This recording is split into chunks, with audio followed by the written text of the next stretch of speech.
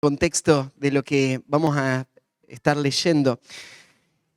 Los primeros versículos de capítulo 13 de Mateo nos van a relatar una parábola del Señor muy conocida, pero para poder sacar todo el provecho de esto, quiero recordarte cómo es que llegamos hasta este pasaje.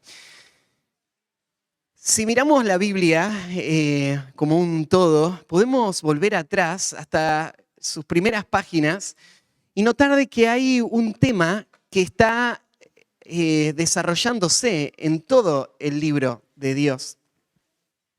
Habría muchas formas de explicar este tema, pero una de las temáticas centrales de todo el Antiguo Testamento fue el tema del reino de Dios. Comienza toda la Biblia mostrando a Dios como un rey y a Dios creando al hombre y poniéndolo en un huerto donde él se pasea como rey y dándole al hombre una tarea que es que su gloria pueda ser reflejada en todo este mundo a través del servicio fiel del hombre al propósito de Dios. Así que desde las primeras páginas vemos el tema del reino de Dios como un proyecto central en toda la historia de la humanidad. Después de la caída, esto no se anuló, sino que aunque Satanás está tratando de establecer un reino paralelo, Dios está cumpliendo lo que desde un comienzo él había decidido hacer. Y es mostrar su gloria no solamente en su dominio sobre toda la creación, sino en su obra de redención. Y a través de la obra de redención, lo que Dios iba a hacer era levantar a un hombre que era el Dios Hijo hecho hombre, y él iba a hacer lo que el hombre había fracasado en hacer en el huerto. Él iba a glorificar a Dios y iba a llevar a todo el mundo, a toda la creación, a la sujeción a Dios y a la obediencia a Dios. Así que la venida de este rey es una temática común de todos los profetas que anunciaron que Dios estaba trabajando en este plan de redención y que iba a enviar a un salvador de este mundo, que iba a redimir a toda la creación del enemigo del pecado y de la muerte y que iba a establecer este reino de justicia eterno. Cuando empezamos el Evangelio de Mateo, yo les conté que Mateo está demostrando de que Jesús es ese rey prometido, que todo lo que se dijo del Mesías se cumple en Cristo. Y Él vino para establecer este reino. Pero claro, el mundo va a rechazar a este rey. No porque haya alguna falla en este rey, no porque Jesús no haya demostrado ser el rey de quien se habló, sino porque el mundo tenía una expectativa distinta en cuanto a este reino. Y parte del ministerio de Cristo fue confrontar al mundo con esa diferencia en lo que ellos creían que era el reino prometido y lo que Dios estaba proponiendo hacer. El reino que Cristo vino a establecer no es como los reinos de este mundo. No tiene como propósito solamente complacer al hombre y sus deseos y cumplir todos sus sueños, sino que tiene como meta rendir al hombre a la voluntad del Padre. El reino de los cielos es el gobierno de Dios sobre todos los corazones. Y para una humanidad envuelta en el pecado, solamente el poder de la cruz iba a poder cambiar el corazón, para que el mundo se rinda a este rey y pueda disfrutar de todas las bendiciones del rey. Así que lo que Cristo está predicando no está resonando en el corazón de la mayoría de las personas. La gente se decepcionó del mensaje de Cristo y para este momento Jesús está recibiendo mucho rechazo y mucha oposición. No porque Él esté perjudicando de alguna manera a la gente, sino porque Él le está llamando a abandonar el pecado, a arrepentirse y a venir a Él en sus términos y rendirse a Él para que Él gobierne sobre sus vidas. Y él habló sobre cómo iba a ser este reino. Y para la gente este reino no iba a cumplir con todos los deseos que ellos tenían o las expectativas. Así que el capítulo 12, 11 y 12, estuvimos estudiando ya por un buen tiempo, vemos ese clímax en el rechazo a Cristo como el rey que viene a anunciar este reino. Y esto es bastante sorprendente porque Israel no esperaba que el rey sea rechazado. De hecho, cuando leían las profecías, pensaban en un rey victorioso que iba a llegar y que iba a trastornar el mundo y que iba a traer a todo el mundo hacia sí mismo. Entonces, la oposición a Cristo y el rechazo a Cristo empieza a generar también algunas dudas y tensiones en cuanto a qué pasó con el reino prometido. Si Cristo es el rey, ¿por qué no está avanzando el reino de Dios? ¿Por qué no lo ponen al frente? ¿Por qué no le dan el trono? ¿Por qué Él no está venciendo a sus enemigos? Y es más, Jesús empieza a anunciar el rechazo final, la crucifixión, la muerte. Y esto trae mucha confusión. ¿Por qué el reino prometido parece no establecerse? Pero no es que el reino no se está estableciendo, todo está yendo de acuerdo a la agenda. Es que en esto también Israel estaba confundida. No solamente se había confundido en cuanto a la naturaleza del reino, también se había confundido en cuanto al proceso por el que se iba a establecer el reino. El reino no se iba a establecer en una manera inmediata, sino que el reino se iba a establecer en este mundo a través de la predicación del Evangelio en una forma gradual en la que Dios iba a traer un cambio en el corazón de la humanidad y que iba a preparar el terreno para ese reino que no iba a tener fin. Y esto Israel no lo entendía. En parte porque el Antiguo Testamento no había hablado todo en cuanto al reino, había muchos misterios. Misterios no significa que había algo como codificado o algo misterioso, sino que lo que significa es que Dios no había explicado algunos detalles del reino. Israel esperaba un príncipe conquistador y un establecimiento del reino inmediato por medio de la fuerza. Pero Cristo no es un príncipe conquistador, Él es un predicador. Y Él va a establecer su reino a través de la predicación del mensaje del Evangelio, que va a cambiar los corazones y va a transformar la vida de las personas desde adentro hacia afuera. Y entonces Él va a gobernar primero en el corazón y después en el trono del mundo físico. El capítulo 13 va a introducirnos en una nueva sección en donde Jesús va a tratar este tema. Jesús va a cambiar la modalidad de enseñanza a partir del capítulo 13. Vamos a estudiarlo en unos momentos, pero Jesús va a empezar a usar un método de enseñanza que se va a volver muy característico en la enseñanza de Jesús. Muchos lo conocen a Jesús como un gran maestro por la capacidad que él tenía de enseñar usando este recurso, que es el tema de las parábolas. El uso de parábolas no es algo que inventó Jesús, es algo que había pasado ya en el Antiguo Testamento con los profetas, pasaba en su contexto en muchas formas, pero Jesús fue el maestro en las parábolas. Nunca hubo nadie como Jesús en su ministerio de enseñanza. Él, claro, es Dios y sus palabras disciernen y penetran lo más profundo del corazón del hombre. Pero en la forma en la que Jesús enseñó, también Él demostró la gran sabiduría divina de cómo llegar al corazón del hombre. Y una de las formas en las que vemos a Jesús enseñar es usando estas historias. En este capítulo vamos a ver 7 parábolas y todas tienen que ver con el tema del reino de los cielos.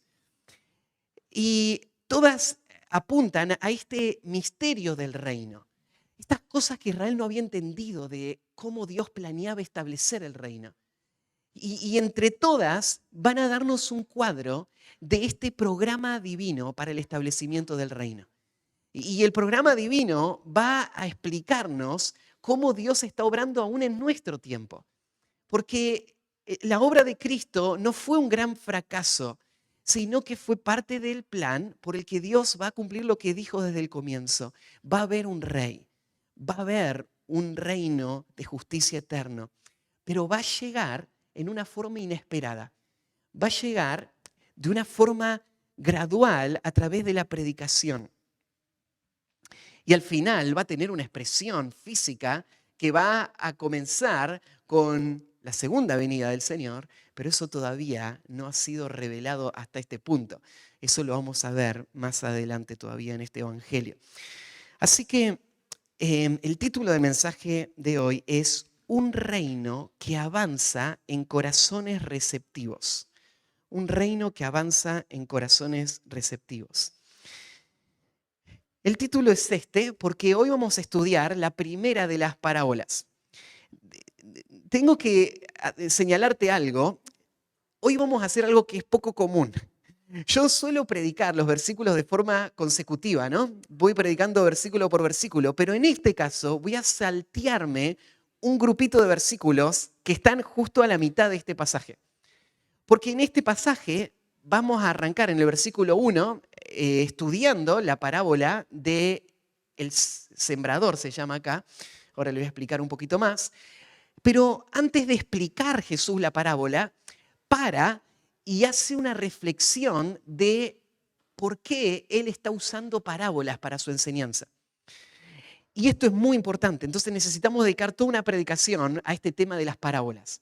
Así que lo que voy a hacer hoy es predicar la primera parábola y en el próximo estudio vamos a tomar el tiempo para explicar ese pasaje en el corazón de este texto y ahí vamos a entender más en cuanto al uso que Jesús hace de las parábolas.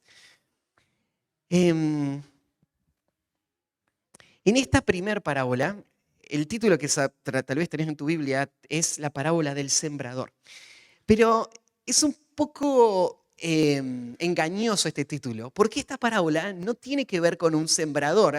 Menciona el sembrador y ahora vamos a explicar de qué se trata cada uno de estos elementos, pero el eje de la parábola no es el sembrador.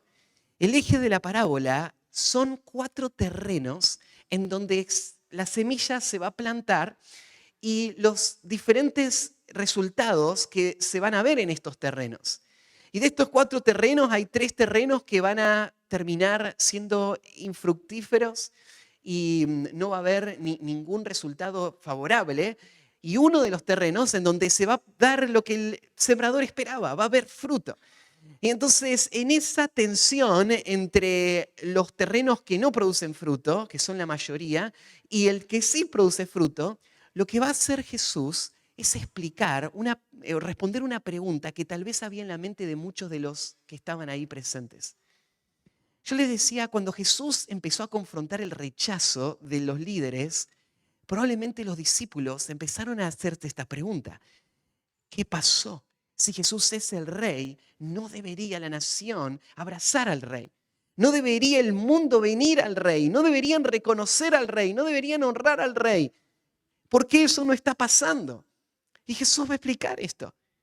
Porque el establecimiento del reino se va a dar a través de la predicación fiel del mensaje del Evangelio y la obra que Dios va a hacer en corazones receptivos, que de hecho van a ser la minoría, pero en quienes va a haber un fruto asombroso, sobrenatural, totalmente inimaginable, y que a través de ese fruto Dios va a hacer que el reino crezca de forma genuina y transforme los corazones y al final lleven a ese clímax en donde Cristo va a estar en el trono reinando sobre toda la tierra. Entonces, de eso se trata esta parábola. Cuando leemos esta parábola, creo que hay 2 cosas que podemos estar pensando como aplicación durante todo el estudio de esta mañana. Vamos a estar estudiando el diseño de Dios de edificar el reino por medio de la predicación. Y esto tiene 2 aplicaciones. Por un lado, puedo pensar en los predicadores. Lo que estoy viendo en esta parábola es que Dios estableció la predicación como el centro de la vida de su pueblo. Porque es a través de la predicación que Él está cumpliendo lo que se había predicho desde la antigüedad y que Dios tiene como propósito para este mundo, el establecimiento del reino. Y vemos una gran tragedia en nuestro tiempo. Vemos la tragedia de una iglesia que ha abandonado la predicación. En general, hay una escasez de predicación bíblica y de predicación fiel. Y eso es una de las grandes tragedias de nuestro tiempo, porque sin predicación no hay esperanza de salvación o de crecimiento verdadero en las iglesias. Porque es a medida que el sembrador siembra la palabra, que Dios usa esa palabra sembrada en los corazones receptivos para traer crecimiento y fruto verdadero. La iglesia solo se va a establecer por medio de predicación. Todos somos predicadores. Todos nosotros podemos pararnos de ese lado y escuchar esta parábola y pensar en nuestra responsabilidad de sembrar la palabra. Todos somos predicadores. Pero de forma muy especial, yo quiero hacer un llamado también directo a los que Dios convocó para ser predicadores oficiales. Los predicadores que van a estar en los cargos, en los oficios públicos de la iglesia. Los pastores y maestros de la iglesia que necesitan volver a la predicación bíblica. Y necesitamos como iglesia afirmar una vez más, mirando esta parábola, la necesidad de que podamos seguir creciendo en el área de la predicación. Pero hay otro lado en la historia y tiene que ver con la recepción de la palabra. Porque así como somos todos predicadores, todos también somos terreno. Terreno en donde la palabra se va sembrando. Y esta parábola nos va a enseñar un principio muy básico. El efecto que la palabra tiene en una vida está relacionado directamente con la condición del corazón de la persona que está recibiendo la palabra. La condición del corazón va a determinar si esa palabra va a traer fruto o no. No se trata del predicador, no se trata de la predicación en sí, no se trata del contenido de la predicación. Lo que hace la diferencia es la condición del corazón. Y vamos a ver en esta parábola entonces este principio. Dios está estableciendo su reino a través de corazones receptivos. Esto parece una gran paradoja. Porque cuando uno piensa en que Dios establezca su reino, uno piensa esto no depende del hombre, ¿no? Es Dios que lo va a hacer y nadie lo va a poder evitar. Pero esta historia nos va a mostrar el otro lado de la moneda. Nos va a mostrar la responsabilidad que cada uno tiene frente a la predicación. Porque aunque Dios no va a fracasar, el reino se va a establecer, la iglesia se va a edificar, cada uno de nosotros es responsable por cómo escuchamos la predicación. Y si al final del día una persona no entra en el reino y se pierde y su vida se desperdicia completamente, no es por una falla en el predicador o en el mensaje, es por una falla en el corazón. Y somos completamente responsables en cómo respondemos a la palabra. Entonces vos tenés que pensar en estas dos áreas mientras estamos leyendo la parábola. Tenés que pensar en la responsabilidad de usar todos los medios posibles para sembrar la palabra, porque este es el medio que Dios usa para edificar la iglesia, y tenés que pensar también en cómo vos recibís la palabra cada vez que la palabra es predicada. Porque lo que Dios desea es edificar su reino en tu vida, en tu corazón, por medio de la predicación de la palabra. Así que un reino que avanza en corazones receptivos es el tema que vamos a estudiar. Vamos a leer todo el pasaje del versículo 1 al 23, pero vamos a dejar para la semana que viene los versículos 10 al 17. ¿Sí? Arrancamos en el versículo 1. Aquel día salió Jesús de la casa y se sentó junto al mar. Y se le juntó mucha gente. Y entrando él en la barca, se sentó y toda la gente estaba en la playa. Y les habló muchas cosas por parábolas, diciendo: he aquí el sembrador salió a sembrar. Y mientras sembraba, parte de la semilla cayó junto al camino. Y vinieron las aves y la comieron. Parte cayó en pedregales, donde no había mucha tierra, y brotó pronto porque no tenía profundidad de tierra. Pero salido el sol, se quemó. y porque no tenía raíz, se secó. Y parte cayó entre espinos, y los espinos crecieron y la ahogaron. Pero parte cayó en buena tierra, y dio fruto, cual a 100, cual a 60 y cual a 30 por uno. El que tiene oídos para oír, oiga. Entonces acercándose los discípulos le dijeron, ¿por qué le hablas por parábolas? Él respondiendo les dijo, porque a vosotros os es dado saber los misterios del reino de los cielos, mas a ellos no les es dado. Porque a cualquiera que tiene se le dará y tendrá más, pero al que no tiene, aún lo que tiene le será quitado. Por eso les hablo por parábolas, porque viendo no ven y oyendo no oyen ni entienden. De manera que se cumple en ellos la profecía de Isaías que dijo, de oído oiréis y no entenderéis, y viendo veréis y no percibiréis.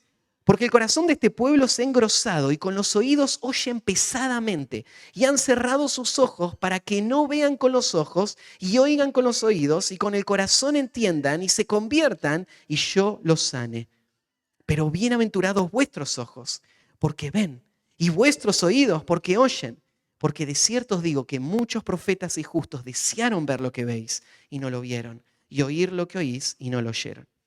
Oíd pues vosotros la parábola del sembrador. Cuando alguno oye la palabra del reino y no la entiende, viene el malo y arrebata lo que fue sembrado en su corazón. Este es el que fue sembrado junto al camino. Y el que fue sembrado entre pedregales, este es el que oye la palabra y al momento la recibe con gozo, pero no tiene raíz en sí, sino que es de corta duración.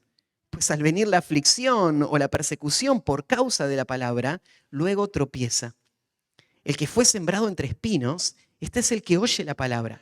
Pero el afán de este siglo y el engaño de las riquezas ahogan la palabra y se hace infructuosa. Mas el que fue sembrado en buena tierra, este es el que oye y entiende la palabra y da fruto.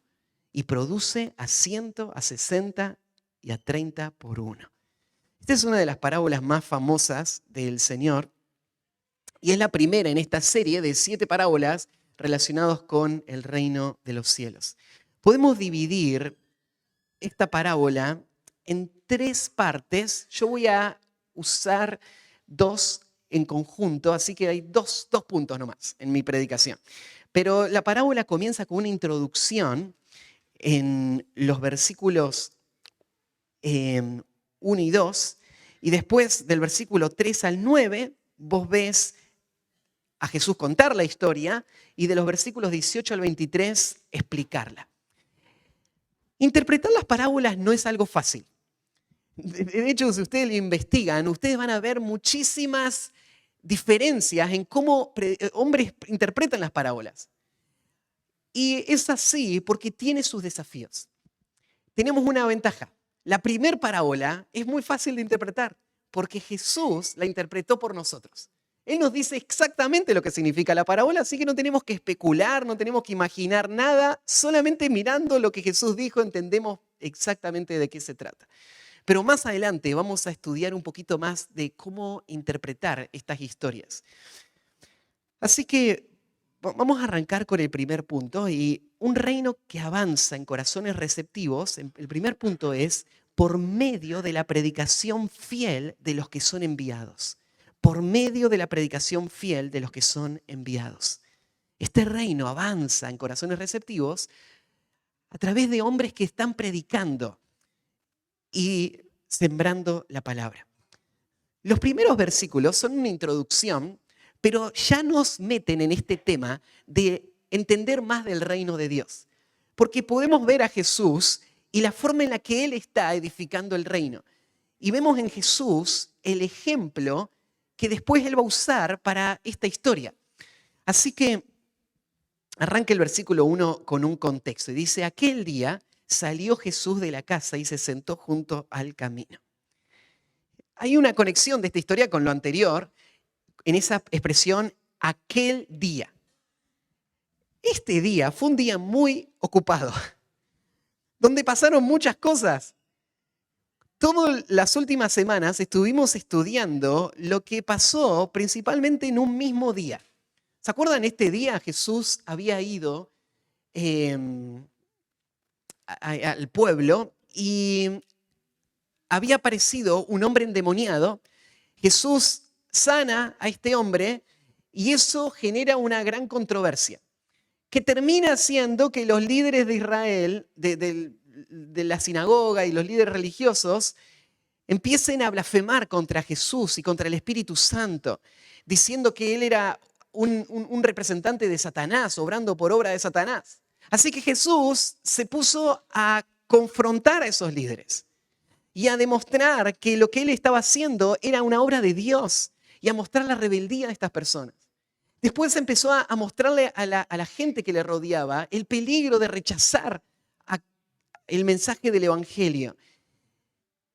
Y enseñó sobre esto por mucho tiempo. En algún momento, durante toda esa situación, Jesús estaba en una casa, ahora la menciona la casa, no sabemos de quién era, se supone que esta es la casa de Pedro, ahí en la aldea de Capernaum, donde Jesús tenía su base de operaciones. Entonces Jesús tal vez estaba en esta casa cuando, rodeado de gente, había estado enseñando por mucho tiempo en medio de gran tensión y apareció su familia. Y sus hermanos querían hablar con él y se lo querían llevar. Y al final Jesús termina aprovechando esta oportunidad para hablar de su verdadera familia en la fe. Y habló de sus seguidores. Después de todo eso, Mateo ahora nos une la historia que sigue como siendo parte de ese mismo día. O sea, Jesús termina toda esa escena y sale de la casa. La gente le está siguiendo. Y él decide irse al aire libre a predicar. Cuando vos ves el ministerio de Jesús, te tiene que sorprender ver la intensidad de su ministerio. Este es un hombre muy comprometido con la tarea que está haciendo. Él es un hombre normal, de carne y hueso como nosotros. Él se cansa, pero él es un hombre muy intenso en su actividad de predicación. Muchas veces vos ves a Jesús diciendo, vamos al próximo pueblo, porque tengo que cumplir la tarea que recibí del Padre. Y Jesús parece que siempre está avanzando. Parece que siempre hay nuevas tareas por hacer, siempre hay gente a quien servir. Y los discípulos están en medio de toda ese ojo, ¿no es cierto?, de tormenta, con las tensiones, presiones, y viendo un hombre fiel a la tarea que recibió del Padre. Así que nos llama la atención ver el compromiso que Jesús tiene con la predicación. El esfuerzo que él hace por esta tarea. Cuando leemos el resto de esta parábola o de esta historia, entendemos qué hay en el corazón de Jesús. Él quiere sembrar la palabra porque él entiende que ese es su llamado, esa es su función y este es el método que Dios usa para edificar el reino. Y es verdad que hay muchos que le están rechazando, pero entre medio de todo ese rechazo, Dios está cumpliendo su obra en este pueblo y su pueblo está siendo llamado y en corazones receptivos su reino está creciendo. Así que Jesús está animado con esta tarea. Jesús no está ahí pensando en él mismo como una víctima o desanimado diciendo, bueno, si no me quieren, entonces no predico más. Jesús no se deja distraer por nada, él sigue con la tarea de la predicación. Así que aquel día salió Jesús de la casa y se sentó junto al mar. Este era un escenario común para el ministerio de Jesús. Muchas veces lo vamos a ver yendo ahí al mar a enseñar. Este era un lugar muy apropiado para la enseñanza. Ahí en el mar de Galilea se da un fenómeno que muchos han observado, que por cómo está el mar rodeado de montañas, se genera en el mar un efecto de amplificación natural del sonido. Entonces una persona que está en la playa, o como hacía Jesús, se subía a la barquita y se metía un poquito en el terreno, y la gente sentada sobre las pequeñas lomitas que había, podían generar que un hombre hablando en un tono de voz normal puede enseñarle a miles de personas. Jesús en ocasiones le enseñó a grupos como por lo menos de 20.000 personas, cuando alimentó los 5.000, por ejemplo. Eran 5.000 hombres, más las mujeres, más los niños. Era un grupo como de 20.000 personas ahí reunidos y Jesús les enseñaba. Y muchos de sus escenarios fueron ahí, al lado del mar. Hay un lugar que se cree que fue el lugar donde él dio estas parábolas, y si es que la tradición tiene razón, es un lugar en donde aún la costa tiene la forma como de una herradura. Entonces Jesús, alejándose un poquito, tenía un punto de ventaja tremendo para poder hablarle a la gente y la brisa que venía de atrás amplificar su sonido. Así que Jesús está ahí junto al mar. Se sentó a enseñar. Esto también es algo que lo hemos mencionado antes. En el mundo antiguo las cosas funcionaban al revés. Miren, esta mañana yo estoy parado acá adelante enseñándoles y todos están cómodos sentados. En el mundo antiguo la cosa era al revés. El predicador se sentaba y toda la gente estaba parada escuchando la enseñanza del predicador. No sé si votan que volvamos a las costumbres viejas, pero están cómodas las sillas, lo sé. Está bien. Pero Jesús estaba en ese tiempo y así funcionaba. El maestro se sentaba y él hablaba. Así que se sienta a enseñar y se juntó mucha gente. Ya para este momento sabemos que la popularidad de Jesús no es basada en gente toda que es sincera y que está respondiendo, que quieren seguir a Jesús.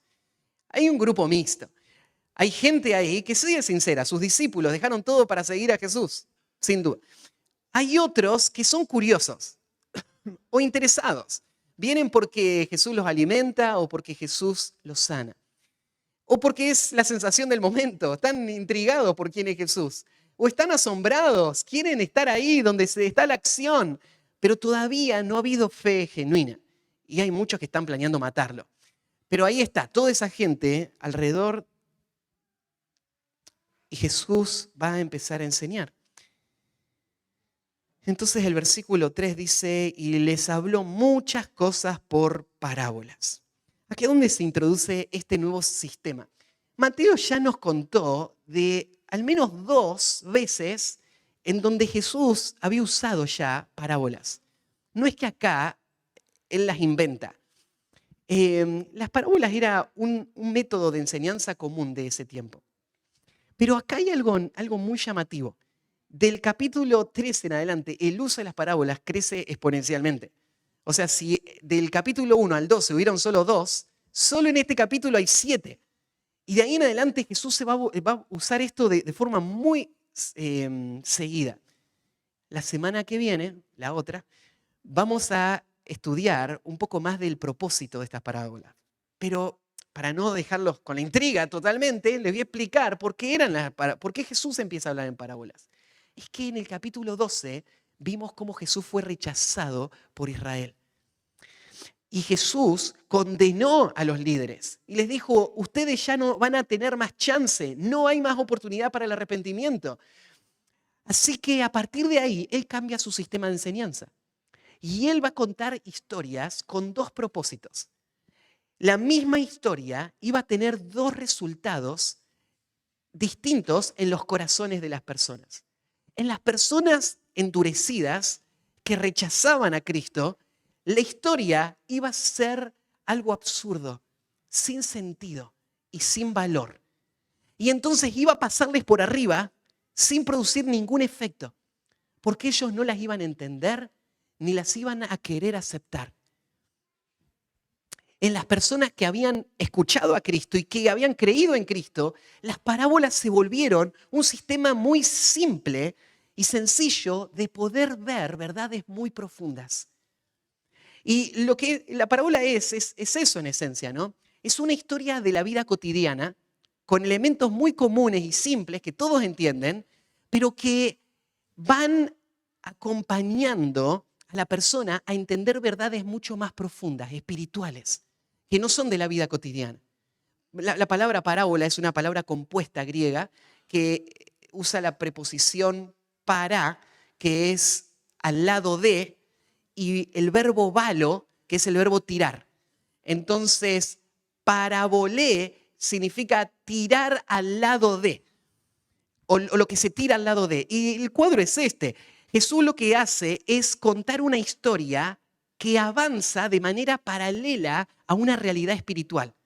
Entonces, mientras vos vas escuchando la historia, vos podés hacer las conexiones y entender la verdad espiritual, porque van las dos de la mano, de forma paralela.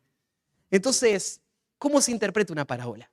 La parábola tiene una intención. El que la está contando quiere que vos veas algo. Y lo que quiere que hagas vos es que hagas esas conexiones, que conectes esta historia con lo que esta historia representa. Hay que tener cuidado de no conectar todos los detalles de la parábola, porque ese no es el punto. El punto es que la parábola tiene una idea central y vos tenés que lograr hacer esa conexión. En este caso es muy claro, porque Jesús hace la conexión y explica los detalles de la parábola. Así que Jesús empieza a enseñar en parábolas. Y acá va la primera parábola. La parábola, Jesús solamente la va a contar acá y solo le voy a hacer algunas observaciones y después vamos a ir a la interpretación. ¿De qué se trata esta parábola? He aquí, el sembrador salió a sembrar. La zona donde Jesús está enseñando esto es una zona que era conocida en Israel por la agricultura. Eran muy buenos los cultivos de la región de Galilea. Entonces, cuando Jesús dice, he aquí el sembrador salió a sembrar, es probable que realmente, literalmente, ahí en el momento estaban viendo hombres sembrando. Y entonces este he aquí es una indicación. Miren, ahí está. Piensen en este hombre. Entonces es muy claro para ellos. Jesús está usando una historia muy conocida, algo muy natural para las personas que lo están escuchando. He aquí el sembrador salió a sembrar. La forma en la que sembraban era muy distinta a nuestro tiempo. Hoy hay unas máquinas tremendas, ¿no es cierto? Y se ha avanzado en un montón de técnicas. La siembra directa, ¿no es cierto? Donde ya ni siquiera hay que dar vuelta a la tierra y todas estas máquinas que hacen la gran parte del trabajo. Pero en aquel tiempo era distinto. Había un tiempo de preparación del terreno donde había que ir, por ejemplo, y sacar todas las piedras. En esta región había muchas piedras, entonces eso era trabajo. Había que desmalezar el lugar, había que arar la tierra, pero una vez que ya estaba todo preparado, llegaba el momento más esperado. Tirar esa semilla para que empiece a crecer. Así que este hombre salió. Y aunque había también varios métodos, probablemente tenés que hacerte esta imagen. Hay un hombre caminando con una bolsa llena de semillas en su costado, una bolsa de cuero, y entonces él va sacando, ¿no es cierto? Y él las desparrama con fuerza y las tira en todas las direcciones esperando poder cubrir todo el terreno.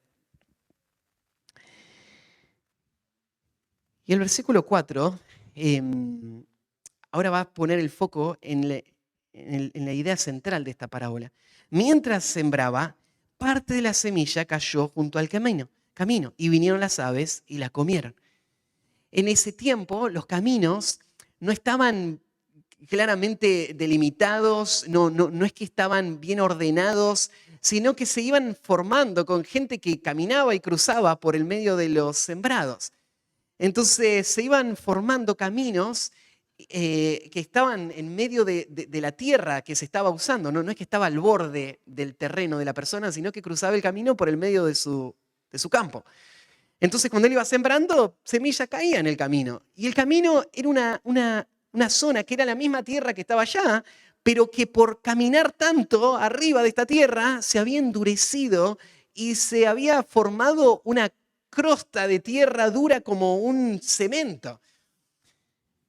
Tal vez si has andado en el campo, lo has visto, vos notás eso. Las vacas a veces hacen sus caminos, ¿no es cierto? Cuando se van alineando y quedan todas así, y vos ves ese pasto que se gastó todo, porque el camino, ¿no es cierto?, se forma de tanto pisar.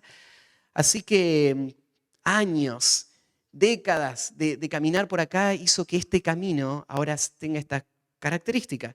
Y atrás del sembrador estaban las aves oportunistas, ¿no es cierto?, que saben, llegó la merienda, ¿no es cierto?, porque este hombre está tirando, pero no está tapando todas las semillas. Entonces, va a haber pérdida, él sabe, hay parte que se va a perder. ¿Y cuál se va a comer el ave? La que quede más en la superficie. Así que a la orilla sobre el camino, era donde la semilla no había penetrado nada, y entonces el ave venía y se la comía. El versículo 5, parte cayó en pedregales. nosotros no conocemos bien esto porque vivimos en un país privilegiado. Vos te subís a un auto, ¿no es cierto? Y haces kilómetro y kilómetro de llanura verde y son pampas, ¿no es cierto?, muy fértiles y muy buenas para el cultivo. Pero en aquella región era buena la tierra, pero estaba llena de piedras. Entonces, había un trabajo para sacar piedras, pero a veces eh, las piedras eran muy grandes, o sea, estamos hablando de metros y metros, y estaban bajo la superficie. Entonces había tierra que cubría, pero si vos cavabas un poquito abajo, había un tremendo piedrón que no había forma de sacarlo. A veces ni sabías que estaba ahí abajo, a veces sabías, ¿no es cierto?, pero no se podía hacer nada al respecto. Entonces era como una base de piedra, no era solamente una piedrita que vos podías sacar. Así que Jesús hace referencia a eso, ellos conocen cómo es el terreno. Así que, ¿qué pasa cuando se tira la semilla en la tierra, en esta tierra que tiene piedra abajo? Bueno, brota pronto. Brota porque la semilla tiene vida y hay tierra y entonces la humedad que genera la tierra y la semilla que se pudre hace que esa vida despierte. Y entonces la semillita brota y sale. Pero para que esta semilla se desarrolle y la planta crezca, va a necesitar más que solamente esa humedad inicial. Va a necesitar la profundidad de la tierra, porque esa humedad inicial de esa semilla que se pudre se evapora en poquito tiempo y el sol empieza a calentar la piedra que está abajo de la tierra.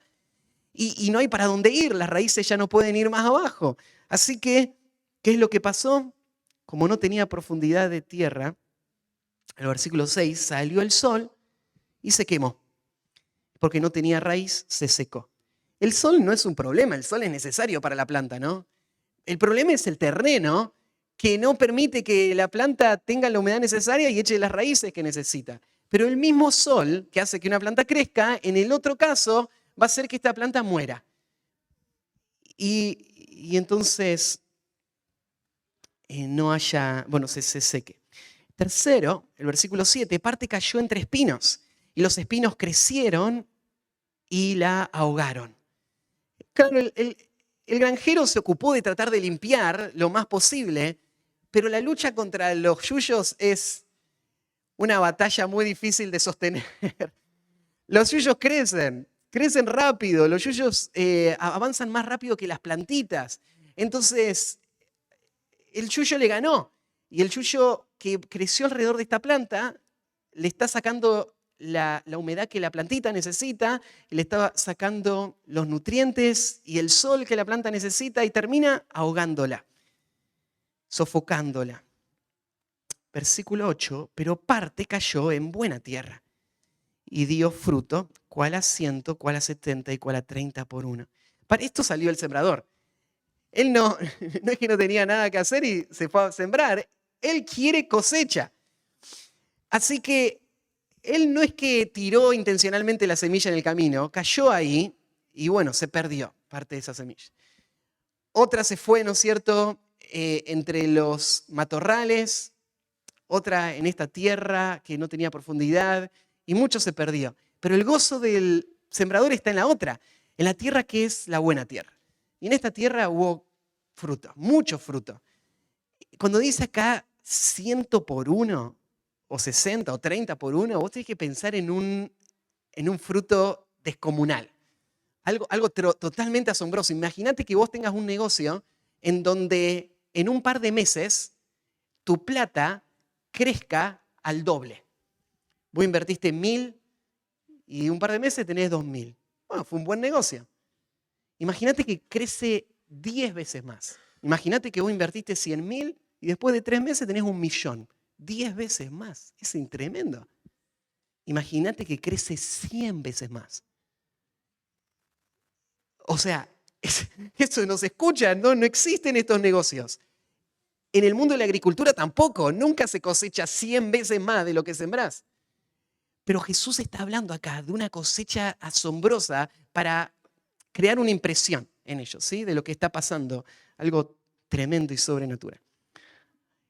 Versículo 9 cierra esta parte, esta historia, simplemente con estas palabras. El que tiene oídos para oír, oiga. La semana que viene vamos a estudiar más sobre el propósito de las parábolas, pero Jesús da por hecho de que no todos van a beneficiarse de esto que él acaba de decir.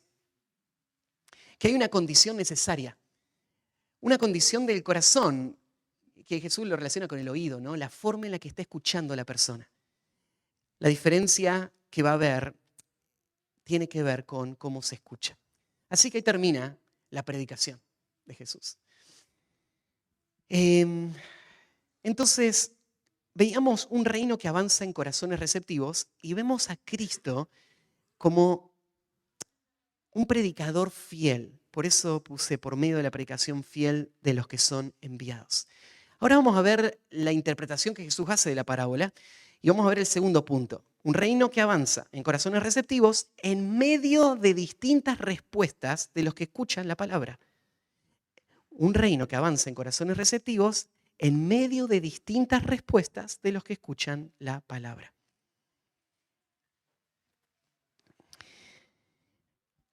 Vamos a saltearnos del versículo 10 hasta el 17, lo vamos a ver eso la semana que viene. En esa sección los discípulos se acercan a Jesús a preguntarle qué significa la parábola. Ahora, vos decís, pero ¿cómo no se dan cuenta? Es tan fácil, es una historia sencilla. ¿Qué tiene de difícil esta historia? Claro, es fácil para vos que ya viste toda la historia y ahora estás mirando para atrás. Ya sabés cómo termina todo esto. Ya escuchaste la explicación. Pero los discípulos no. Ellos están recién aprendiendo. Así que hay muchas cosas que ellos no entienden. Ellos no entienden los misterios del reino y ellos necesitan que Jesús les vaya guiando, le vaya instruyendo, le vaya hablando, explicando. Entonces, eso es lo que Jesús va a hacer con ellos. Y el versículo 18 nos va a hablar de una conversación privada que ahora tiene Jesús con estos discípulos. Y en esta conversación arranca así: oíd pues vosotros la parábola del sembrador. Los versículos que salteamos nos van a decir que la verdad que estás a punto de entender no está disponible para todos. Por eso es que Jesús pone énfasis en esta palabrita, vosotros. A ustedes sí se les va a dar la interpretación de esta parábola, el significado. Cuando lees la interpretación de Jesús, yo te dije, necesitamos para entender una parábola hacer las conexiones con los elementos. Hay 3 elementos claves en esta parábola: el sembrador, la semilla y los terrenos. Y para poder interpretar tenés que saber a qué se refiere cada uno. ¿A quién se refiere el sembrador en esta parábola? En los versículos que siguen no está la explicación, pero miré el versículo 37. Esto es otra parábola, y la verdad es que no es que las parábolas mantienen las mismas imágenes, pero en el contexto inmediato está este cuadro también, y yo creo que comparte el mismo sentido. Mirá el versículo 37. Respondiendo, él les dijo: el que siembra la buena semilla es el Hijo del Hombre. Yo creo que cuando Jesús se refiere al sembrador, él está hablando de sí mismo. Lo veo así porque estas parábolas vinieron en respuesta a ese rechazo que está recibiendo Jesús de esas multitudes. Y una explicación para sus discípulos de cómo Dios está estableciendo el reino. Jesús no está hablando de un sembrador, él está hablando de el sembrador. Él está hablando de lo que está pasando en ese mismo momento y de cómo las personas están respondiendo a su enseñanza. Jesús es el sembrador, es el gran sembrador. Pero Jesús como sembrador también es una sombra, un cuadro de todos los demás que van a venir después de él haciendo la misma tarea que él hizo. Así como él fue enviado por el Padre para llevar el mensaje del Evangelio, para el establecimiento del reino, él envía a sus discípulos. Y sus discípulos son como Cristo, son sembradores. Qué hermoso cuadro, ¿no es cierto?, pensar en tu vida con esta cualidad. Esto es lo que sos por naturaleza. Así como Jesús le dijo un día a sus discípulos: síganme y los voy a hacer pescadores de hombres, como una garantía, el que me sigue es un pescador. Ahora Jesús también tiene esto en mente. Sus seguidores son sembradores. A eso se dedican. Esta es su tarea, su responsabilidad. Así que vos podés verte también reflejado ahí. Jesús es el gran sembrador y atrás de él nosotros estamos reflejados también. Si Jesús es el sembrador, ¿cuál es la semilla? Bueno, la semilla es la palabra. Varios versículos lo señalan, pero tal vez ahí el versículo 19. Cuando alguno oye la palabra del reino y no la entiende, viene el malo y la arrebata, ¿no es cierto? El oír la palabra, a esto se refiere la semilla que está cayendo sobre el terreno. Entonces la semilla es la palabra de Dios. ¿Y qué son los terrenos? Bueno, los terrenos Jesús va a describir a estas situaciones y van a mostrar la condición de los corazones. Entre esa gente que está escuchando la predicación, no todos están recibiendo la palabra de la misma manera. Y quiero que notes esto. De todos los que están recibiendo la palabra, son los menos los que están respondiendo con la última categoría y que están siendo la buena tierra que va a traer fruto. De una manera, esto nos prepara para entender cómo Dios está edificando su reino. A veces nosotros nos vemos como sembradores, pero nos desanimamos cuando no vemos el fruto que quisiéramos, ¿no? Y decimos, ¿por qué la iglesia no está creciendo más rápido? ¿Por qué la gente que amo, por la que estoy orando, no se convierte? ¿Por qué hay rechazo? ¿Por qué más bien hay apostasía, gente abandonando la fe? ¿Qué es lo que está pasando? ¿Hay algo que está fallando? ¿Está fallando el predicador? ¿Está fallando el mensaje? Y no tiene nada que ver con eso. El hecho de que gente rechace el evangelio no dice nada en cuanto al predicador o al mensaje. Dice todo en cuanto a la condición del corazón de la persona que está respondiendo. Esa es la clave. Esa es la razón por la que tantas personas rechazan. Y de forma estadística nomás, si vos tomás esta parábola, lo que vos notás es que hay 4 terrenos, 3 terminan no produciendo ningún fruto. 1 solo sí. Entonces, estadísticamente, el 75% de las semillas se perdieron y no lograron el objetivo del sembrador. El 25% de las semillas cayeron en buena tierra, pero ese 25% produjo de forma sobrenatural, asombrosa. Entonces, no es una regla esta estadística que te voy a decir, pero es algo que podés notar de esta parábola. Es parte del mensaje de Jesús. No se preocupen de que haya tanto rechazo. No se asombren de que tantos respondan ahora inmediatamente y después me van a gritar crucifíquenle. Porque el reino de Dios está siendo edificado en corazones receptivos. Y los corazones receptivos son los menos. Pero el fruto de ese corazón receptivo es auténtico y va a traer un impacto que va a producir el resultado final que el Padre está buscando. Así que estos son los elementos generales de la parábola. Vamos a ver entonces estos 4 terrenos, porque estos 4 terrenos representan a todos los que escuchan la palabra. Representan a todos los que están escuchando la palabra esta mañana y representan a todos los que te van a escuchar cuando vos salgas a predicar. ¿Sí? Así que vamos a verlos uno por uno. Primer terreno son los corazones endurecidos. Corazones endurecidos.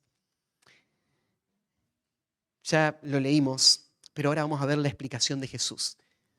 Cuando alguno oye la palabra del reino y no la entiende, viene el malo y arrebata lo que fue sembrado en su corazón. Este es el que fue sembrado junto al camino. La expresión de oye la palabra está dado con una connotación continua. O sea, oye continuamente la palabra. Jesús estaba dedicado a la predicación. Él viajaba predicando, él no dejaba de predicar, así que toda esta gente tenía acceso a la predicación. No faltaban oportunidades. Pero aunque continuamente se les estaba predicando, a este primer grupo era como ese terreno endurecido. Lo describe Jesús a estas personas como gente que escucha, pero que no la entiende. No te dejes confundir, la palabra que no entiende no está hablando de una limitación intelectual de estas personas. Se está refiriendo a una condición del alma. Se está refiriendo a un endurecimiento voluntario, a un rechazo consciente. Claro que podemos sumar a esto otros ingredientes. La Biblia dice que el enemigo cegó el corazón, el entendimiento de los incrédulos para que no le resplandezca la luz de Cristo. Sin duda, Satanás es parte de este endurecimiento. Satanás ha ido sembrando sus mentiras. Satanás ha ido alejando a estas personas de la verdad, pero estas personas son responsables por las respuestas que están dando a la palabra. En estas personas están representando Jesús a los fariseos, por ejemplo, que están respondiendo de manera hostil. Ellos no quieren escuchar la palabra, no quieren ceder a la palabra. Ellos la están escuchando, pero son como un terreno endurecido. Escuchar con atención la palabra y escuchar con disposición la palabra es el primer paso para que la palabra tenga el efecto. Si una persona predispone su corazón para no recibir la palabra, entonces ya no hay más nada que esperar, no hay fruto posible en esa persona. La primera condición implícita en un predicador es que haya un corazón que haga propia la palabra, que la crea y que esté dispuesto a someterse a la palabra. Sabemos, como digo, que por naturaleza nosotros nacemos en rebeldía, entonces es una obra de Dios la que permite que una persona tenga esa disposición. Por naturaleza las personas no quieren la verdad y entonces esto abunda, personas que rechazan. Pero el corazón es lo que Jesús está señalando. El problema con la persona que rechaza la palabra, yo decía, no va a producir ningún fruto. Jesús lo explica así. Viene el malo y arrebata lo que fue sembrado en su corazón. El malo acá se está refiriendo a Satanás. No es raro que se hable de pájaros con relación a Satanás, porque en el mundo judío, en muchas de las literaturas de la época, se relacionaban a los demonios con los pájaros. Entonces, no es raro que Jesús use esta analogía. Vino los pájaros y se comieron la semilla, o es Satanás el que viene y se lleva esto. Ya también hablamos hace un tiempo que hay una guerra espiritual en este mundo. Y rechazar el mensaje del Evangelio lo que hace es disponerte para que Satanás y sus demonios te destruyan completamente. Y yo hacíamos esta advertencia hace un tiempo cuando estábamos pasando por este pasaje de tener cuidado de no rechazar el mensaje. Porque no es que vos podés tomar la alternativa de seguir viviendo vos como vos quieras. La opción es o me rindo a Cristo o voy a ser dominado por Satanás y me va a llevar a mi destrucción. Estas son las dos alternativas. Así que Jesús está explicando este primer terreno. El primer terreno es la persona que endurece su corazón, no escucha la palabra y entonces ahora la obra satánica tiene la libertad para desarrollarse en su vida y Satanás lo que hace es robar o quitar por la fuerza esa palabra que fue sembrada.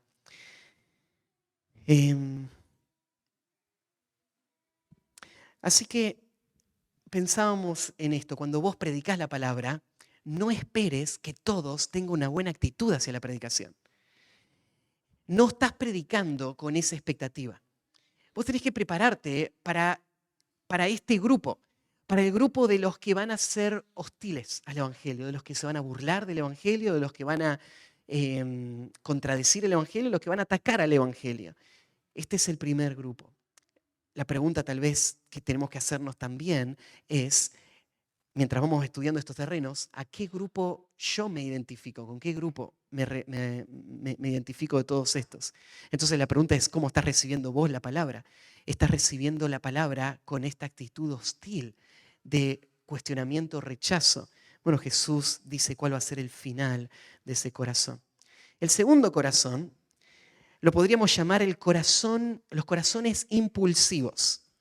Corazones impulsivos. Ahora hay una diferencia grande con el segundo, porque en el primero no hubo ninguna disposición. Escuchá, fue un rechazo abierto, inmediato. Pero en el segundo cambia la situación, porque dice, y el que fue sembrado en pedregales, este es el que oye la palabra y al momento la recibe con gozo. Entonces, bueno, acá tenemos algo bueno, ¿no? Esta persona está respondiendo bien a la predicación. Dice que esta persona oyó la palabra, o sea, de la misma manera alguien le habló, e inmediatamente, y ahí la palabra al momento la recibe con gozo, es una palabrita que se refiere a un periodo determinado de tiempo. Podríamos pensar, es como una flor de estación, que en el momento brota, pero no tiene duración. La vida de esta persona va a mostrar una reacción favorable inicial, pero su fe es una fe de estación, es una fe de las circunstancias, es una fe del momento y del entusiasmo, pero no es una fe real, porque es una fe que va a destruirse cuando llegue la dificultad. Es el que oye la palabra y al momento la recibe con gozo. Es interesante que Jesús traiga acá el tema del gozo. Y bueno, usó la palabra recibir también. No quiero pasarme por alto esa palabra. Y esta palabra te puede confundir un poco porque es la misma palabra que usa Juan en Juan 1:12 cuando dice que Jesús vino a los suyos y los suyos no le recibieron. Mas a todos los que le recibieron, los que creen en su nombre, les dio potestad de ser hechos hijos de Dios. Entonces vos mirás a esta persona y decís, este es un creyente genuino, ¿no? Porque esta persona recibe la palabra. Pero no te dejes confundir por el término recibir, porque este recibir va a ser descrito por todo lo demás que viene. Y lo que vamos a ver al final de esta parábola, al final de este personaje, es que va a tener el mismo fin que los demás terrenos donde no va a haber fruto. Esta es una fe falsa. El hecho de que esta persona reciba no está hablando de una fe genuina. Es una respuesta inmediata, pero no es una respuesta real.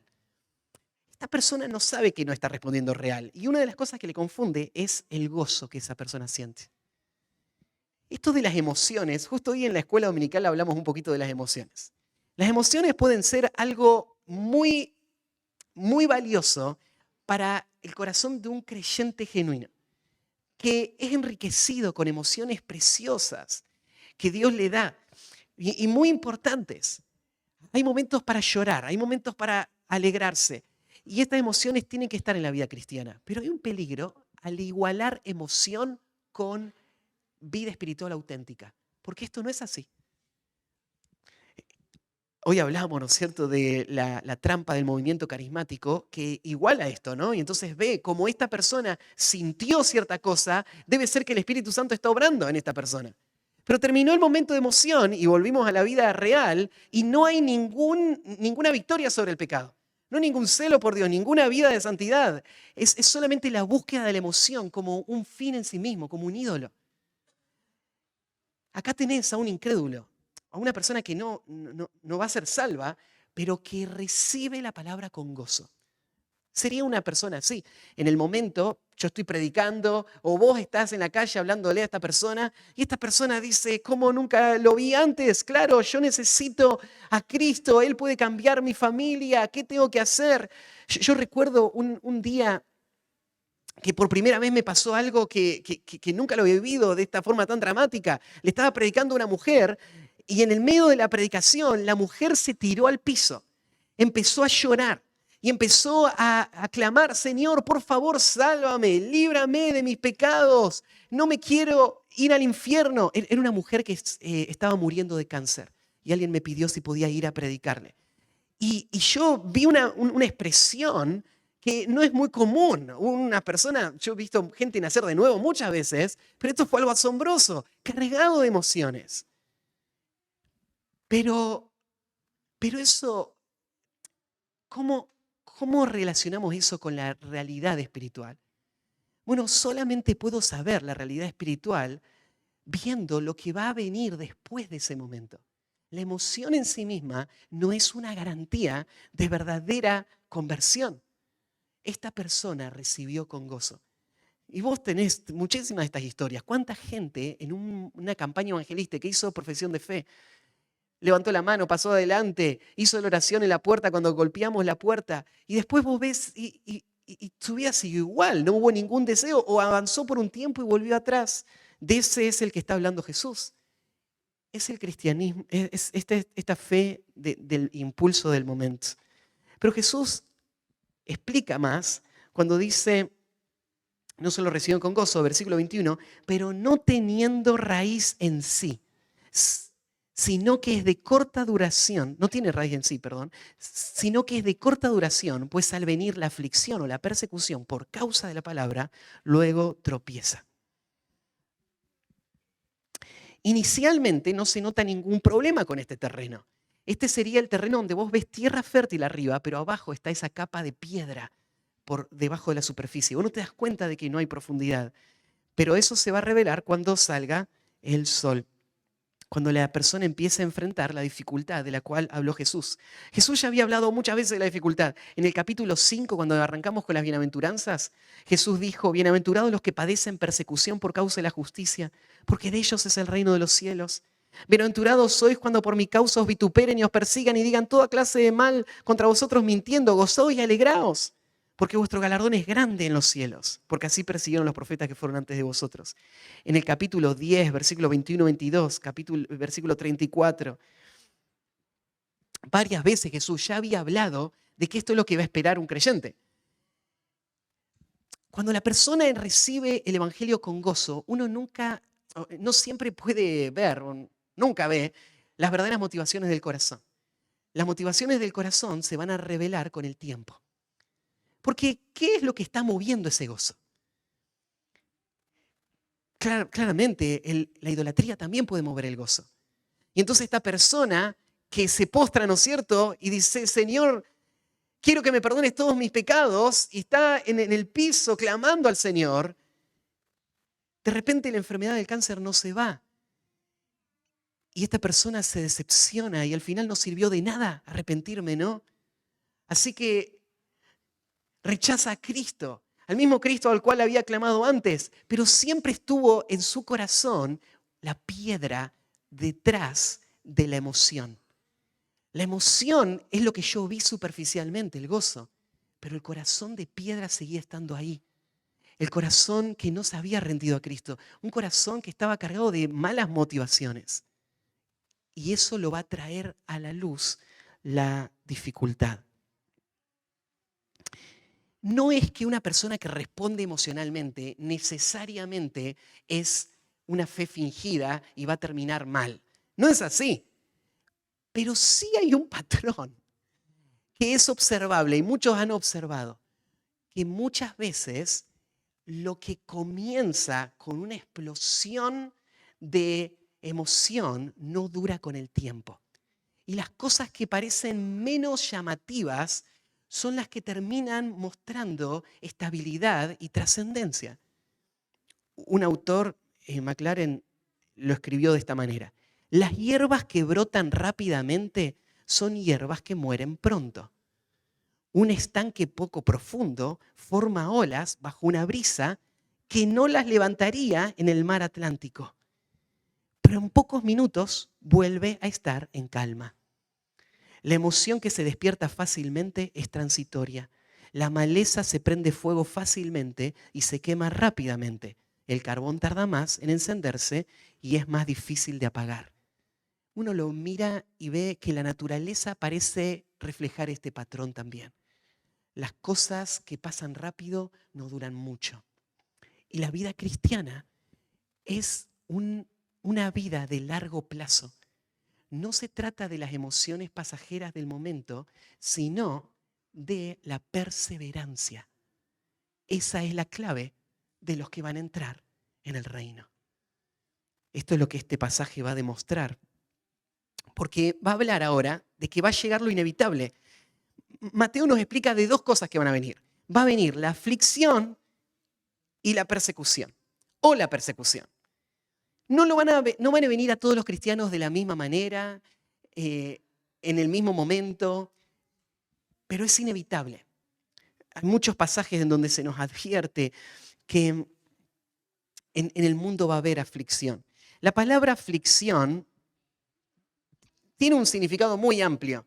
Puede significar, por ejemplo, en 2 Corintios 8:13 se usa la palabra aflicción para hablar de necesidades económicas. Porque dice, porque no digo esto para que haya entre otros holgura y para vosotros estrechez. Y ahí la palabrita estrechez es la misma palabrita de aflicción. Y está hablando de una persona que no tiene para sus necesidades. Entonces, a veces la palabra aflicción se refiere a una situación económica, a veces se refiere a una situación física, de dolor físico. En Juan 16:21, por ejemplo, habla Jesús de la mujer cuando da a luz, tiene dolor porque ha llegado su hora, pero después que da a luz un niño, ya no se acuerda de la angustia por el gozo de que haya nacido un hombre en el mundo. La angustia del parto. Se olvida la mujer una vez que nace el hijo, pero la angustia estuvo, ¿no? Y la palabra angustia ahí se está refiriendo al dolor físico. Entonces, cuando Jesús habla acá de este hombre que naturalmente va a enfrentar dificultad, vos tenés que pensar en cualquier forma de dificultad. Va a llegar a la vida del cristiano necesidades económicas, van a llegar dolores físicos, enfermedades que deterioran y muchas pruebas más que generan dolor. La segunda palabra, cuando habla de persecución, esto tiene que ver con el ataque de los enemigos, de los que odian a Cristo. La persecución que tuvo que sufrir la iglesia a partir de Hechos capítulo 1, cuando empezó la persecución con el apóstol Pablo y que siguió por siglos y hasta nuestro tiempo. Entonces, la persecución va a venir. Agrega Jesús también que esto viene por causa de la palabra. La razón por la aflicción o la persecución es la palabra. O sea, esta expresión puede referirse a que la palabra se está cumpliendo en la persecución, la palabra lo predijo y está sucediendo, o sea, por causa de la palabra vino, o también porque fui fiel a la palabra. Y entonces vino la persecución. Y cuando viene la dificultad, lo que pasa es que ellos tropiezan. Lucas, en el pasaje paralelo, usa otra palabra. Él dice que ellos se apartan. Dice así en Lucas 8:13, los de sobre la piedra son los que habiendo oído reciben la palabra con gozo, pero estos no tienen raíz, creen por algún tiempo y en el tiempo de la prueba se apartan. O sea, estas personas abandonan el barco. Estas personas dicen, esto no vale la pena, esto es demasiado difícil, esto no es lo que yo esperaba. Entonces, tarde o temprano se va a revelar las verdaderas motivaciones del corazón. ¿Qué le trajo a Cristo? ¿Por qué está acá? Entonces, vos tenés que entender esto. Cuando uno predica la palabra, es normal que muchos se enojen y rechacen y se endurezcan. Esto va a pasar. Es normal que muchos se emocionen y vos digas, este va a ser el próximo Spurgeon, mirá, en un mes ya se leyó la Biblia 3 veces. No, tampoco tanto. Pero lo ves todo emocionado, ¿no es cierto?, esta persona, y vos decís, pero esto es increíble. Y después decís, ¿cómo puede ser que abandonó tan rápido la fe? O a veces no tan rápido, a veces pasaron años, pasaron 15 años, porque todavía no había llegado la aflicción o la prueba al grado que revele la realidad. Y después de todo este tiempo, se fue, se apartó, abandonó. Y Jesús explica por qué. No tenía raíz.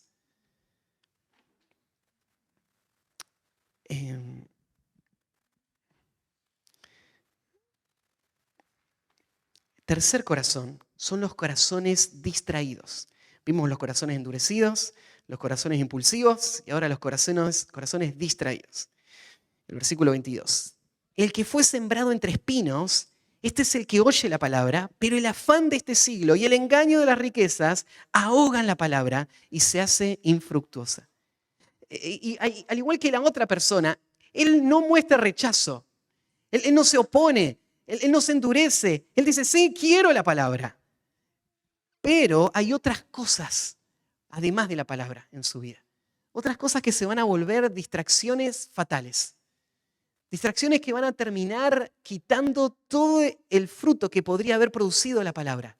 Y aunque habría que haber arrancado todas las malezas, no se arrancaron, crecieron demasiado rápido, no se cuidó el corazón y ahora estas cosas terminan quitando todo el fruto que la palabra podría haber producido. menciona acá Mateo dos cosas que producen eso. Dice el afán de este siglo y en segundo lugar el engaño de las riquezas. Parecen dos cosas, van de la mano, pero hay algunos matices de significado interesantes. Por ejemplo, acá la palabra, primero, afán de este siglo, se refiere a que las cosas naturales de esta vida se volvieron demasiado importantes para él. Mira, en esta vida uno tiene que comer, ¿no?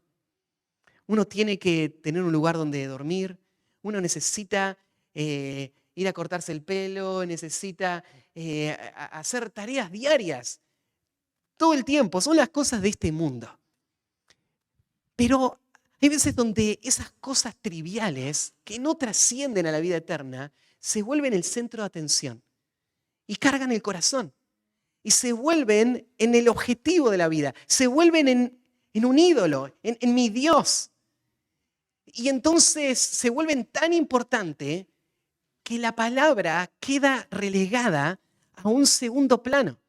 Y el que escucha la palabra no es que quiere rechazar la palabra, pero quiere acoplar la palabra a todas las demás prioridades y todas las ideas y todas las metas y todos los planes que él tiene y todo lo que él quiere lograr con su vida.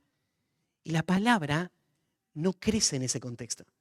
La palabra solo crece cuando está sola.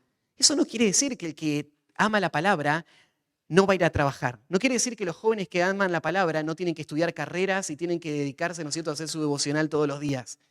Por supuesto que no. Tenemos que ser diligentes con nuestras tareas en este mundo para no ser de tropiezo y para poder empujar la obra del Señor con todas nuestras fuerzas. Pero eso no es lo más importante. No vivimos para esas cosas. Esas cosas son las necesarias para alcanzar las que son eternas.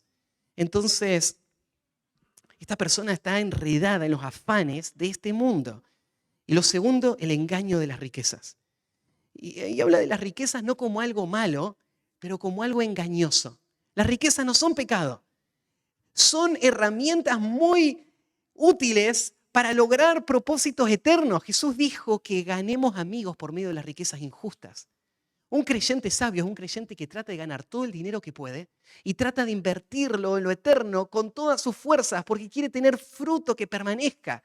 El creyente no es que menosprecie el dinero. El dinero es importante, pero el dinero está acompañado de un peligro, el engaño.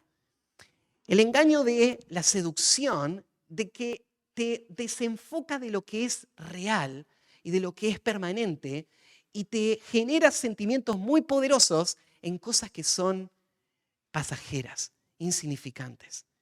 Entonces, el dinero no te tiene que engañar. ¿Y cuándo te engaña el dinero? Cuando vos lo amás.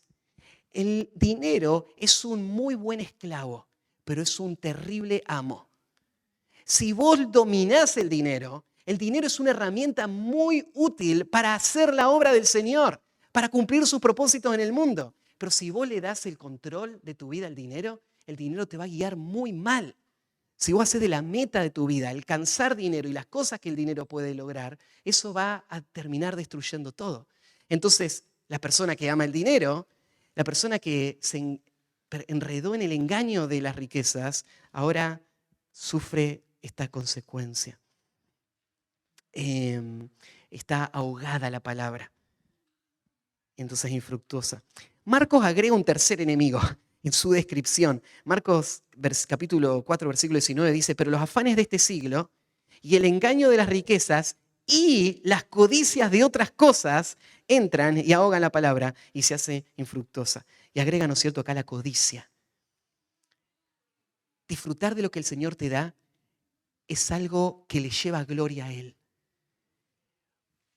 Pero estar insatisfecho, envidiando lo que otros tienen, buscando tener lo que yo quiero y me creo con derechos de tener, esa codicia ha llevado a la destrucción a innumerables personas a través de toda la historia del pueblo de Dios. Y Marcos te advierte de ese peligro. Bueno, Jesús, Marcos te lo señala también ahí. Bueno, cuarto corazón. Están los corazones endurecidos, corazones impulsivos, corazones distraídos y el último son los corazones receptivos. Corazones receptivos. El último terreno es el que describe al verdadero creyente. Ya Jesús habló de los verdaderos creyentes. ¿Quiénes son sus hermanos? Sus hermanos son los que hacen la voluntad del Padre. Y acá los creyentes verdaderos son los que llevan mucho fruto. No te confundas, Jesús no está diciendo que para poder entrar al reino vos tenés que hacer muchas obras. No está diciendo que el fruto es lo que te da entrada al reino. La salvación es por gracia, es por medio de la fe, ¿no? Pero ¿qué dice Efesios capítulo 2, versículo 10? El versículo 8 y 9 dice que no es por obras para que nadie se gloríe, pero el versículo 10, fuimos creados en Cristo Jesús para buenas obras, las cuales Dios preparó de antemano para que anduviésemos en ellas. Las buenas obras son parte de la salvación. No son la razón de nuestra salvación, pero son el fruto de nuestra salvación. Dios quiere buenas obras. Y de hecho, las buenas obras son indispensables para la salvación. Nadie va a ser salvo sin buenas obras. No va a ser nadie salvo por las buenas obras, pero nadie va a ser salvo sin las buenas obras. Las buenas obras son la respuesta de un corazón que cree verdaderamente el Evangelio. Esas buenas obras no tenemos que mirar a nuestro alrededor y compararnos con los demás, porque el camino que Dios preparó para cada uno es único. Y no tiene Dios en su plan para nuestra vida darnos el mismo fruto que le dio a otros creyentes. Por eso es que algunos tienen de 100, 60 o 30, pero todos tienen algo en común, todos dan fruto. Los que no dan fruto son los primeros 3 terrenos. El cuarto terreno es el que sí da fruto. Entonces vos no estés pensando, me gustaría tener mucho más fruto y por qué Dios no me da el fruto que le dio a otra persona. Dios es soberano en esto. Pero el fruto de tu vida cristiana es una parte inseparable de tu fe auténtica. Si vos creíste en el Evangelio, ahora tu vida tiene que estar comprometida con llevar mucho fruto para Él.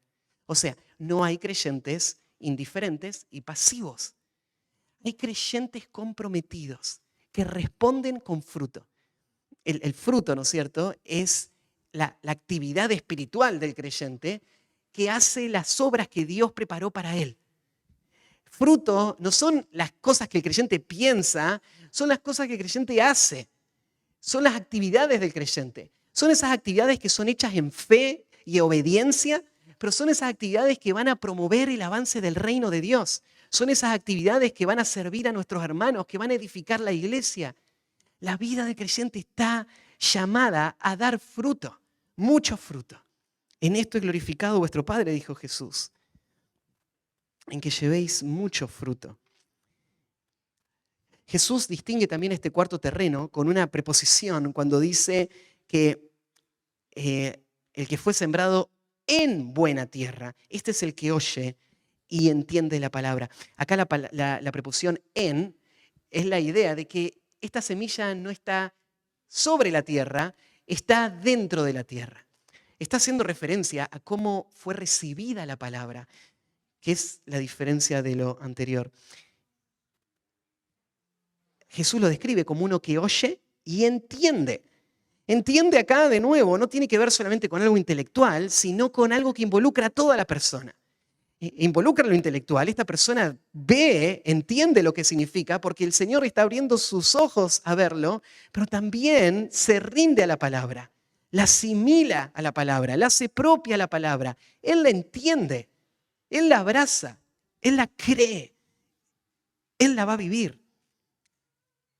Y entonces da fruto y produce de esta manera.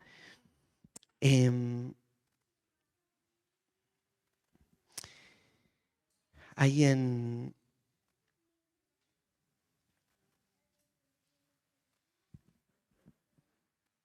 los pasajes paralelos usa esa otra expresión, da fruto con perseverancia.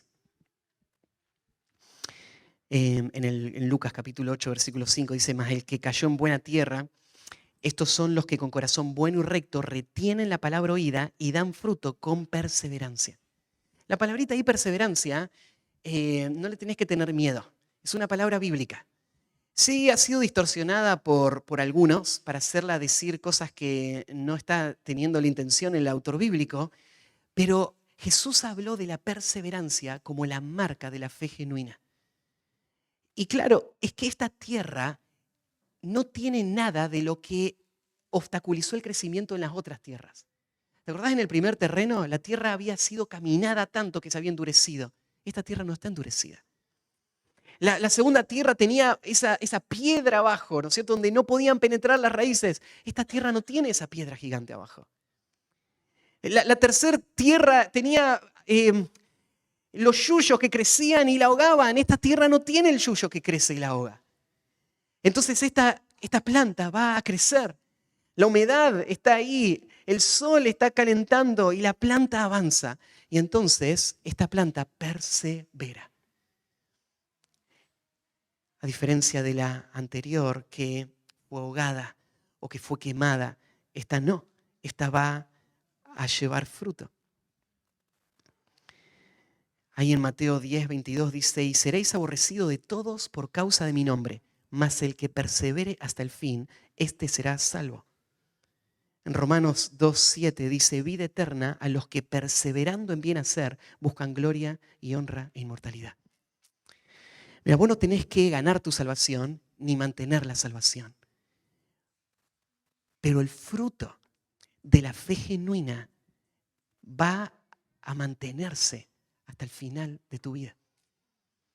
La vida cristiana no es una explosión de una emoción momentánea, sino que es el avance constante y gradual y permanente hasta llegar a la gloria eterna y tener el fruto final, la salvación de nuestra alma. La salvación de nuestra alma y la salvación completa del poder, de la condena del pecado, del poder del pecado y la presencia del pecado va a estar completo en ese último momento. Y por eso el creyente camina hacia allá cada día. Y esto es lo que va a marcar la fe genuina de ellos que llegaron hasta el final. En Oseas capítulo 6, versículo 4, se advierte de esta falsa fe, que es una fe temporal, que es una fe que muere después. Él dice así, en Oseas 6, 4, ¿qué haré a ti, Efraín? ¿Qué haré a ti, oh Judá? La piedad vuestra es como nube de la mañana y como el rocío de la madrugada que se desvanece. Esa no es la piedad del pueblo de Dios. No es como el rocío que se desvanece. Es real. Y por eso cuando viene el sol, el calor, la prueba, la dificultad, se manifiesta y se mantiene y es indestructible. La fe verdadera no puede ser destruida por nada de este mundo. Y por eso va a estar ahí hasta el último momento.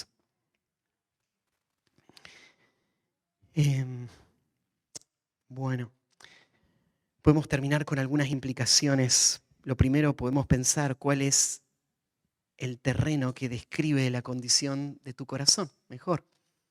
Si podrías ir pasando por cada uno de ellos, tu vida está produciendo el fruto de la conversión. Si no es así, ¿qué es lo que está estorbando? ¿Qué está afectando? Y es verdad que nadie puede cambiar la condición de su corazón. Pero lo que puedes hacer es clamar al Señor. Y decir, Señor, tú sabes que los afanes de este mundo, el engaño de las riquezas, han agobiado toda la palabra que yo he escuchado. Y no hay fruto porque hay otras cosas que están estorbando mi vida. Señor, cambia tú el corazón. Te necesito. No me dejes seguir en este camino de perdición. Sálvame. Clama al Señor. Nadie que venga con un corazón humillado y arrepentido va a ser rechazado por Cristo. Él te llama a venir a Él. Clama a Él en cualquier condición en la que esté tu corazón hoy. Otra de las cosas que podemos ver, el interés y el gozo no son suficientes como respuesta a la enseñanza del Señor. Mostrar gozo frente a la palabra y afirmarla y decir, es verdad, esta palabra es del Señor, no es suficiente. Porque aún el que tenía gozo por la palabra terminó sin ningún fruto. Si no hay fe genuina, una fe que se dispone a obedecer a hacer la voluntad del Padre, a llevar fruto día a día. Entonces no te quedes solamente con el gozo de escuchar la palabra, porque hay muchos en el infierno que lo tuvieron también. Responde en obediencia a la palabra. Lleva el fruto para el cual la palabra fue dada. La palabra no fue dada solo para traer gozo, sino para producir fruto en tu vida. El Padre va a ser glorificado en esto. Hablaba yo recién también del peligro del falso cristianismo, de creer que se puede mantener en la periferia de la vida espiritual y vivir para sus propios deseos y para las cosas de este mundo, y aún así tener el beneficio de la fe salvadora. Y Jesús derriba todo esto y dice, no hay opción. Si alguna vez te sentiste solo tratando de vivir una vida consagrada y te pensaste, seré un extremista, y pensaste, ¿por qué hay otros que se consideran cristianos y están viviendo para las cosas de este mundo? No te dejes engañar. Jesús advirtió de los que se enredan en las mentiras de este mundo y las riquezas y los que aman este mundo. Y le advirtió, en ellos no va a haber fruto. Y sin fruto, ¿dónde está la evidencia de conversión real? ¿Solamente que van a la iglesia es la evidencia? ¿Solamente que un día hice una oración es la evidencia? El fruto es lo que el Señor está buscando en estas vidas. No te dejes engañar, ese cristianismo no existe. El cristianismo verdadero es un cristianismo de fruto. También hablamos de esta tensión en tu corazón cuando vos predicás el Evangelio y ver que personas no están respondiendo. Y tal como a los discípulos, esta enseñanza tiene que traer consuelo a tu corazón y saber que Dios está edificando su reino. Las cosas no están saliendo mal. Aun cuando gente abandone la fe. No es que era mentira el Evangelio, no es que estuvo mal la predicación, es que Jesús advirtió, cuando venga la prueba, esto va a pasar y debe pasar, para que se exponga la realidad. Es una expresión de la gracia de Dios que saca a las personas del autoengaño para llamarles a la salvación real. No te desanimes de que muchos te rechacen tampoco al predicar. Hay que seguir predicando. Porque es verdad que hay una proporción que yo te marcaba, ¿no? 75% se pierde toda. Y muchos estuvieron y mostraron, pero al final se perdieron igual. Gran parte se pierde. Hay algunos que no. Pero si vos querés ver más que no se pierdan, ¿qué tenés que hacer? Predicar más. Va a haber más que se van a perder, pero va a haber más que van a responder.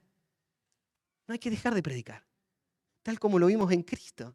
Su celo, su esfuerzo, su determinación. Porque este es el método, no hay otro camino. No se puede mejorar el plan de Dios. Sigamos predicando y dejemos que el Señor traiga su fruto a su tiempo.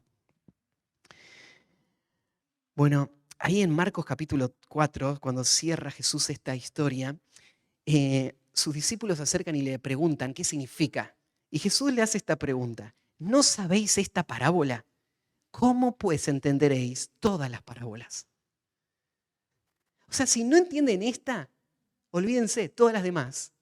No tiene sentido. No sirve que gastemos más tiempo. Esta es la base. Ahora, ¿qué significa cuando Jesús le dice, si no entienden esta, cómo van a entender todas las demás? No está diciendo que esta parábola tiene o se desarrolla en todas las demás parábolas, como algunos lo piensan. Lo que está diciendo Jesús es que la verdad que se dijo en esta parábola es la verdad fundacional para la vida cristiana. ¿Y cuál es la verdad que se dijo en esta parábola? La condición de tu corazón va a determinar el fruto que va a traer la palabra que está siendo sembrada. La palabra es la misma para todos. El predicador puede ser mejor o peor, pero no importa el predicador. Si le sale mal la tirada, no importa. Lo que importa es esto. Si hay un corazón fértil, cuando la semilla de la palabra caiga ahí, va a haber fruto. La responsabilidad está toda sobre el oyente. Si no entendemos esto, si no preparamos nuestro corazón, si no estamos recibiendo la palabra de esta manera, entonces no hay ningún sentido en entender nada más del reino de Dios. Porque no estoy ahí. Porque no voy a disfrutar de nada del reino. El reino es para los que dan fruto, para los que reciben la palabra. Así que hay trabajo para hacer, hay que examinar el corazón y hay que seguir sembrando la palabra. Oramos. Padre, gracias por este pasaje, porque de una forma tan sencilla como solamente el Señor lo puede hacer, expuso todos nuestros corazones y nos llamó a responder de una forma tan clara. Y si ahora no respondemos al mensaje que esta mañana escuchamos, no podemos culpar al predicador ni al mensaje. Señor, solamente nuestro corazón endurecido o nuestro corazón que es solamente fervor espontáneo, pero no fe sincera, o un corazón distraído con otras cosas. Aún, Señor, tal vez mientras estábamos acá escuchando tu palabra, la mente divagaba y se preocupaba en las cosas que había que hacer esta semana. Y Señor, te pido que en tu misericordia tú concedas a todos los que escuchan ese corazón del cuarto terreno, corazón fértil. Queremos vivir para tu gloria, queremos, Señor, disfrutar de ese reino que tú viniste a establecer. Queremos rendirte nuestra vida a ti. Permítenos hacerlo y ayúdanos a confiar en el poder de la palabra, a no intimidarnos con el rechazo o con la apatía o aún con la deserción o la apostasía. No dejes que nos desanimemos. Ayúdanos, Señor, a seguir sembrando la palabra hasta que tú cumplas todo lo que has dicho. En el nombre de Cristo Jesús pedimos esto. Amén.